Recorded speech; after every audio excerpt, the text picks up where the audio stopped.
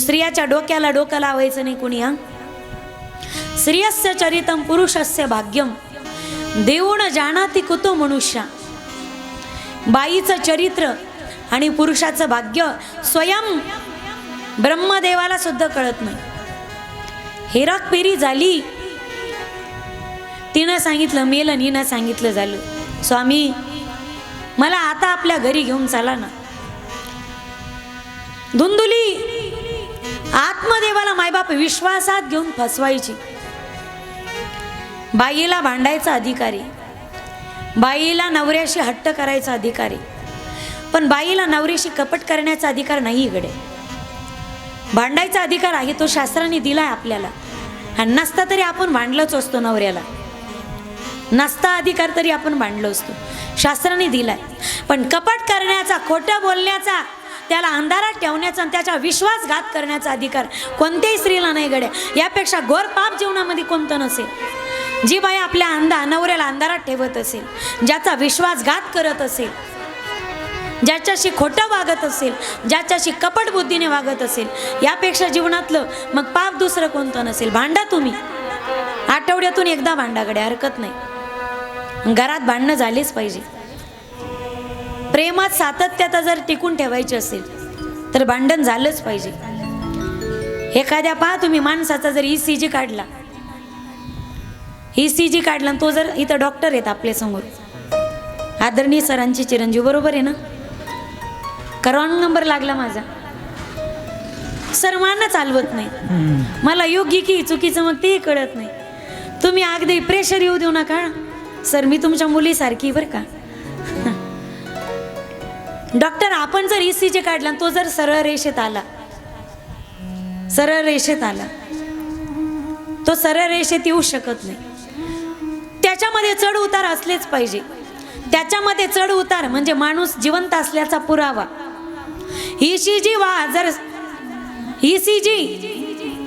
जर चढ उतार असेल त्याच्यामध्ये तर माणूस जिवंत असल्याचा पुरावा.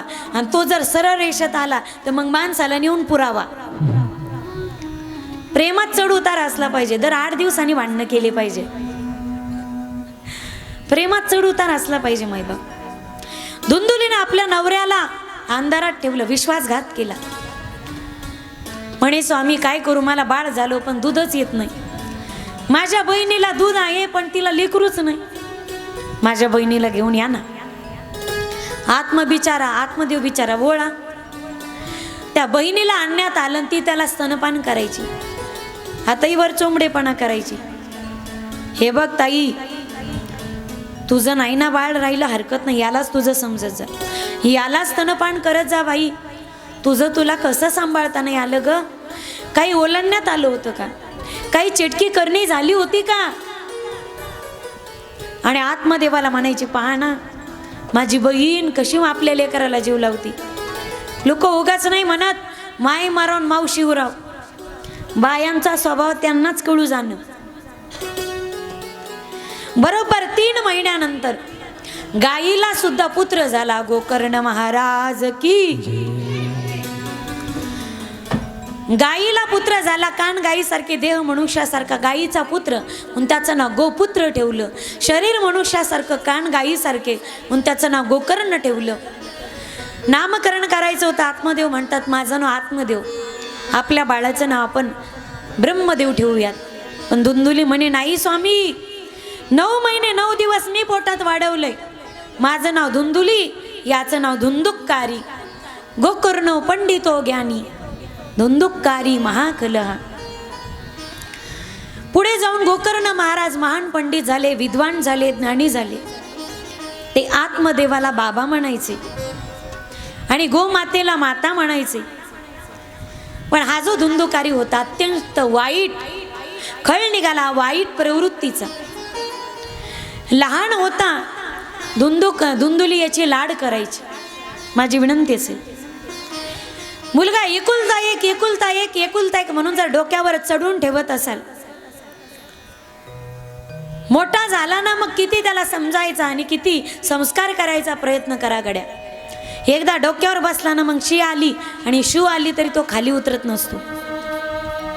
चाघे कितना प्यारा हो बेटा, उसे घर घर घुमाना ना चाहिए। जिस घर पर आदर मान नहीं, उस घर पर जाना ना चाहिए। लहान होता धुंदुकारी, गोटी चोरून आण, वाटी चोरून आण, लोटी चोरून आण. त्याच्या चुकांवर धुंदुली पांघरून घालत राहिली. मोठा झाला, हा चोऱ्या करू लागला, मद्यपान करू लागला, मांसाहार करू लागला. एक दिवस आत्मदेव म्हणे, धुंदुकारी, अरे माझ्या देवाऱ्यासारख्या पवित्र घराला तू अपवित्र करून टाकलंस. आज आत्मदेवाला स्वतःच्या चुकीचा पश्चाताप झाला आणि आत्मदेव तो पश्चाताप गोकर्णाजवळ व्यक्त करू लागले. त्यावेळी गोकर्ण नावाचा पुत्र आत्मदेव नावाच्या पित्याला उपदेश करतोय, बाबा आसार खलू संसारो दुःख रूपी विमोहकः. या संसाराने आतापर्यंत कोणाला सुख दिलं म्हणून हा संसार तुम्हाला सुख देईल. दुःख बांधवडी आहे हा संसार, आहे हा संसार. दुःख बांधवडी आहे हा संसार, आहे हा संसार. दुःख बांधवडी आहे हा संसार, आहे हा संसार. दुःख बांधवडी आहे हा संसार, आहे हा संसार. सुखाचा विचार नाही कोठे, सुखाचा विचार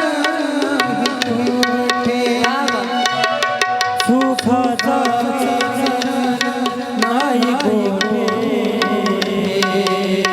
सुखाचा विचार नाही कोठे. दुःख बांधवडी आहे हा संसार, आहे हा संसार. दुःख बांधवडी आहे हा संसार, आहे हा संसार. आजपर्यंत या प्रपंचाने कुणाला सुख दिलं बाबा, तुम्हाला सुख देईल. स्वधर्माचं आचरण करा. धर्मं भजस्व सततम त्यज लोक धर्मान्, सेवस्व साधु पुरुषाणां जहि काम तृष्णाम्. अन्यास्य दोष गुण चिंत्वान माशु मुक्त्वा, सेवा कथा रसमोहो नितरां पिबत्वम. धर्मं भजस्व सततम. आपल्या मुलाच्या कद्र याच्या त्रासाला कंटाळून आत्मदेवाने घराचा त्याग केला, घरातून निघून गेले. इकडे गोकर्ण महाराज सुद्धा तीर्थयात्रेला निघून गेले. एक दिवस धुंदुकारी आईच्या अंगावर धावूनच गेला. देते का नाही तुझ्या अंगावरचं सोनं नाणं, नाही तर मारूनच टाकतो तुला. त्याच्या त्रासाला एवढी कंटाळली ही धुंदुली, दहशत मनात निर्माण झाली. हा मद्यपान करू लागला, मांसाहार करू लागला, मोठमोठे दरोडे टाकू लागला, जुगार खेळू लागला. आईच्या अंगावर धावून गेला. याच्या भीतीने धुंदुलीने रात्रीच्या समयाला घरातून बाहेर पडली. अंधारात दिसलंच नाही. एका विहिरीमध्ये पाय घसरून पडली, त्यातच गतप्राण झाली याची आई. आता आई गेली, वडील गेले, भाऊ गेला, धाकच कुणाचं राहिलं नाही, वर्चस्व कुणाचं राहिलं नाही. याने 5 वेश्या आपल्या घरी आणल्या आणि पंचविषाचं सेवन करू लागला. शब्द स्पर्श रूप रस गंध एकाच वेळी या 5 विषयाचा भोग घेऊ लागला. एकेका विषयाने एकेकाचा घात केला. या 5 वेश्या म्हणजे पंचविषय. एक दिवस राजाच्या कोषागारामध्ये याने दरोडा टाकला. लक्षात घ्या माझ्या दादांनो, नित्य मदिरा पान करणारा जो व्यक्ती दारू पितो तो प्रत्येक व्यक्ती धुंदुकारी. जो जुगार खेळतो, द्यूत खेळतो तो प्रत्येक व्यक्ती धुंदुकारी. जो मांसाहार करतो तो प्रत्येक व्यक्ती धुंदुकारी इकडे. तुम्हाला वाटत असेल तुम्ही दारूला पितात, अरे तुम्ही दारूला पित नाही तर दारू तुम्हाला गिळते. दारू पिणारे संपले, दारू मात्र संपली नाही. दारू आपकी इज्जत को पीती, दारू शोहरत को पीती, दारू आपके पूरे खानदान को पीती. 5 वेश्याने घरी आणल्या, राज्याच्या कोषागारामध्ये दरोडा टाकला.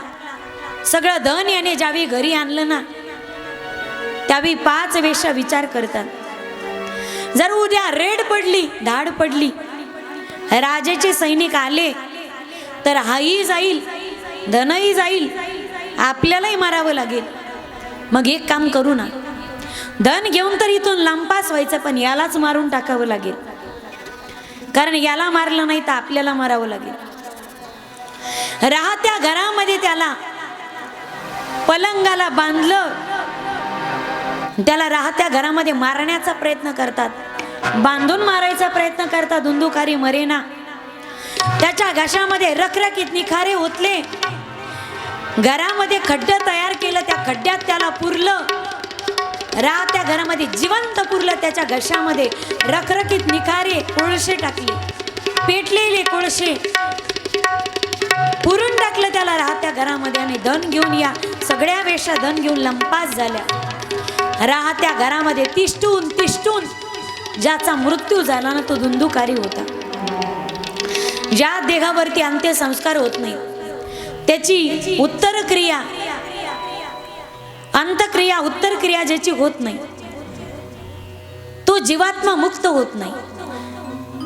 याचं ना अंतविधी झाला ना, 10वा झाला ना, 13वा झाला ना, वर्षी याचं वर्ष श्राद्ध झालं, याचं काहीच झालं नाही माईबाप. आणि राहत्या घरामध्ये तिष्ठून तिष्ठून याला मारावं लागलं. म्हणून हाच धुंदुकारी अत्यंत पापी असणारा पिशाच्य योनीला प्राप्त झाला आणि भयंकर यातना भोगू लागला. आज 12 वर्ष झाली होते गोकर्ण महाराजांना तीर्थयात्रेला जाऊ. आणि साधूचा नियम आहे, यती धर्माचा नियम आहे की 12 वर्षातून एकदा का होईना त्या व्यक्तीने आपल्या जननीचं आणि जन्मभूमीचं दर्शन करायचं असतं. आज मात्र गोकर्ण महाराजांना आपल्या जननीची जन्मभूमीची आठवण होऊ लागली. माझी आई माझी वाट पाहत असेल, गोमाता. गाय माय थकली होती, शरीरातली शक्ती क्षीण झाली होती, म्हातारी झाली होती गोमाता.